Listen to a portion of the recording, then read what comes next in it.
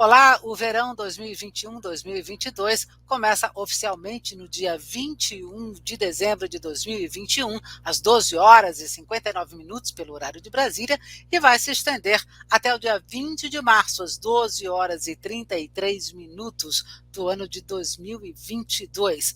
O verão 2021-2022 terá influência do fenômeno Laninha.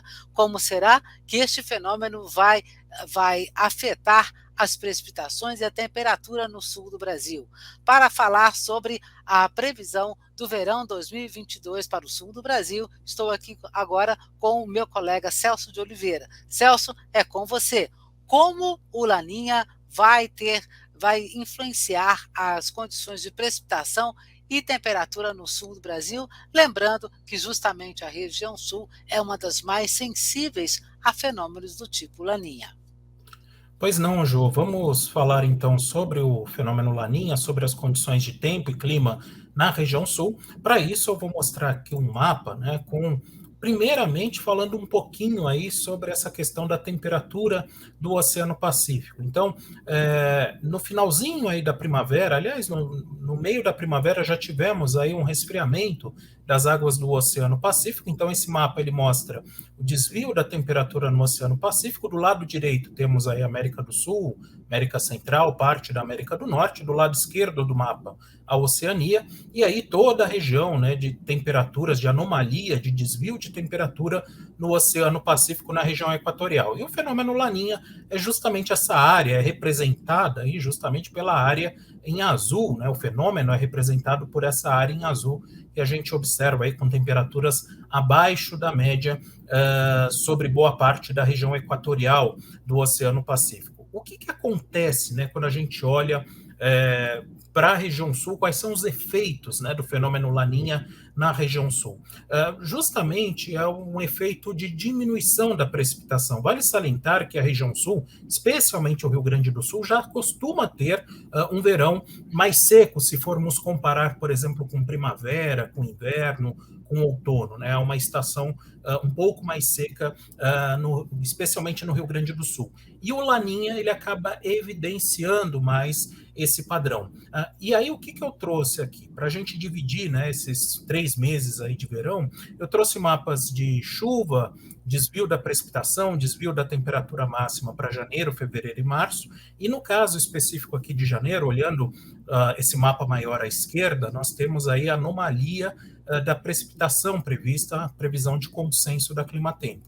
E aí, Jô, vale uma informação importante, porque a gente olha até algumas áreas com chuva acima da média em janeiro, que teoricamente acaba contrariando aí as regras, ou nem regras, mas as consequências, né, do fenômeno Laninha.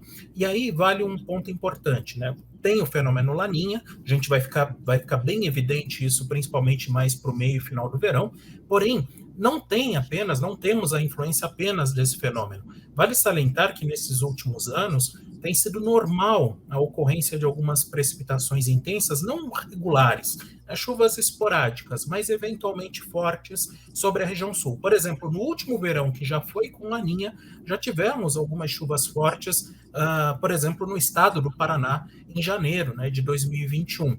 Depois disso, fevereiro e março foram meses mais secos, e o que as simulações mostram, o que a previsão de consenso indica, é que novamente agora em janeiro de 2022 teremos essas precipitações fortes, mas que não resolvem muito a questão do déficit hídrico. Tanto que se a gente olhar, né, o que aconteceu ao longo desse ano de 2021, nós tivemos problemas com seca na região sul, apesar de ter chovido forte no início do ano. Então, é importante só a gente falar um pouquinho aí sobre esse desvio de precipitação, que, embora até forte, até alguns acumulados altos, não é o tipo de situação que deve persistir ao longo do verão. E outro ponto importante, essa precipitação mais intensa, especificamente em janeiro, não é observada em toda a região sul. Quando a gente olha justamente para áreas do centro do Rio Grande do Sul, oeste, sul do Rio Grande do Sul, expectativa de precipitação inferior à média, exemplo do que já vem acontecendo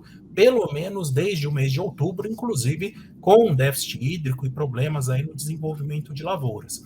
E para falar também um pouquinho aí de janeiro, completarmos esse slide, João, com relação à temperatura, o desvio da temperatura máxima, saliento que a expectativa, justamente por conta da chuva inferior à média, principalmente no estado do Rio Grande do Sul, a tendência de temperaturas mais altas do que o normal, não vai ser estranho termos temperaturas máximas batendo aí na casa dos 40 graus, por exemplo, em Uruguaiana, Santa Maria, até mesmo a região metropolitana de Porto Alegre, enquanto Santa Catarina, Paraná, com desvios mais modestos, até calor em alguns momentos no oeste do Paraná e de Santa Catarina, mas especificamente nas capitais, embora a previsão seja de temperatura máxima acima do normal, o que chama muito a atenção é a passagem frequente de frentes frias, que faz com que tenhamos aí maior oscilação de temperatura, até alguns dias, 2, 3, 4 dias de calor, mas a passagem de uma frente fria acaba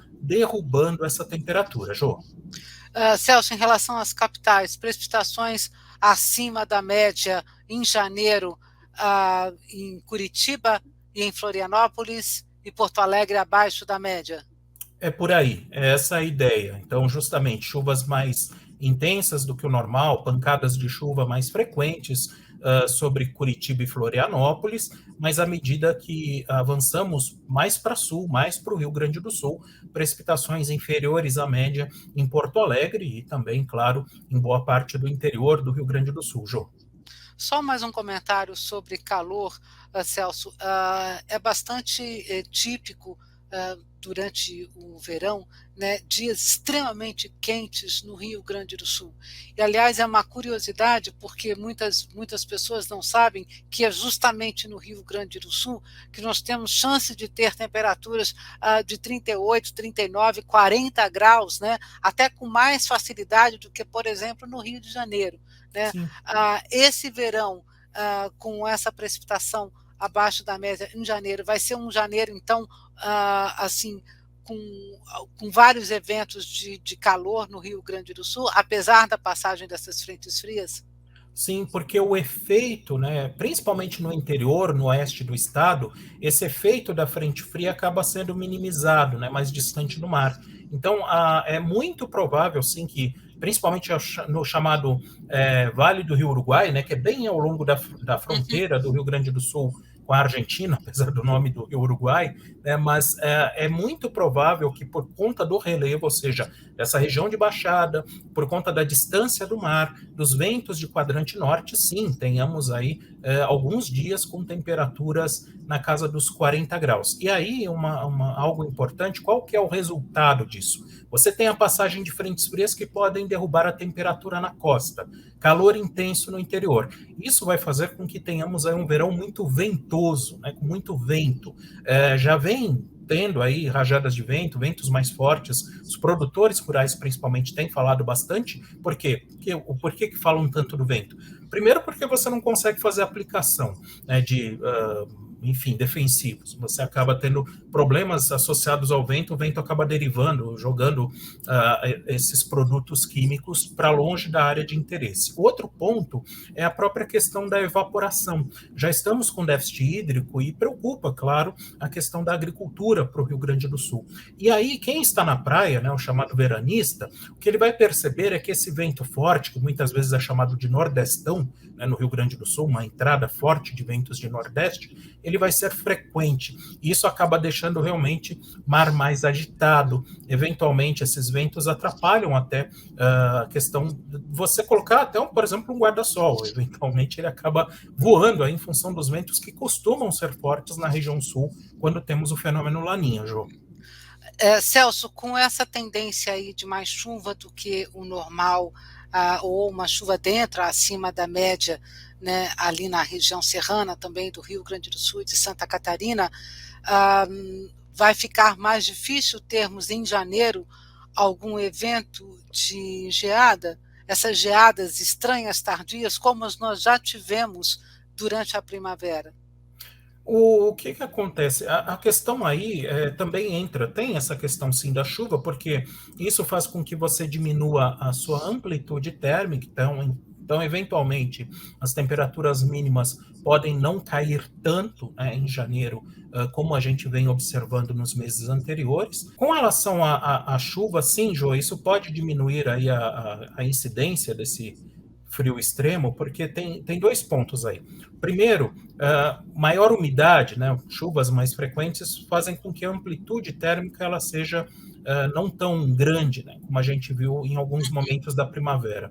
E o outro ponto aí é a própria questão da radiação solar, que ela chega ao seu máximo, né? Então isso eventualmente também contribui aí para temperaturas mais elevadas. Mas ainda assim, Jô, eventualmente, pode não ter a geada, pode ser que o fenômeno não apareça. Porém, falarmos aí em eventualmente queda, né, acentuada de temperatura em áreas altas do Rio Grande do Sul, de Santa Catarina em janeiro, não seria algo estranho. É claro que não na mesma frequência da primavera, mas algo que talvez chame muito a atenção aí nesse mês de janeiro na região sul, seja a diferença de temperatura entre a faixa leste, né, do litoral, da própria serra, e o interior oeste do Paraná, de Santa Catarina, do Rio Grande do Sul. É muito provável que em vários momentos a gente tenha aí diferença de mais de 10 graus, por exemplo, tanto na mínima como na máxima, quando olharmos aí esse horizonte, né, entre leste e oeste, entre as capitais, entre a serra, entre o litoral e o interior dos estados. Então, os meses de fevereiro e março no sul do Brasil durante o verão de 2022. Vamos lá, olha só, para fevereiro, como muda a situação, né? Então, esse é o Nossa, mapa do desvio exato, assusta, muita né? diferença, exatamente, Mas, nossa, muita diferença, sem dúvida. sem dúvida alguma, uma diferença grande. Então, é o tipo de situação que eu até comento. Muita gente fala, nossa, mas está chovendo forte, cadê o Laninha? O Laninha, ele está aí. Então, você ter algumas precipitações fortes de forma esporádica, isso pode acontecer mesmo sob um Laninha. Mas a questão é justamente persistência. O Laninha não permite, né, justamente chuva forte e persistente. Então, o que já chama atenção para fevereiro é toda uma área, praticamente toda a região sul, com precipitações inferiores à média, né, mesmo a quantidade de chuva prevista menor e bastante baixa, por sinal, principalmente na metade sul do Rio Grande do Sul, é a área que chama mais a atenção, e a temperatura, né, que em janeiro não aparecia tão evidente, né, esse desvio de temperatura alto, calor, isso fica mais evidente realmente em fevereiro, João.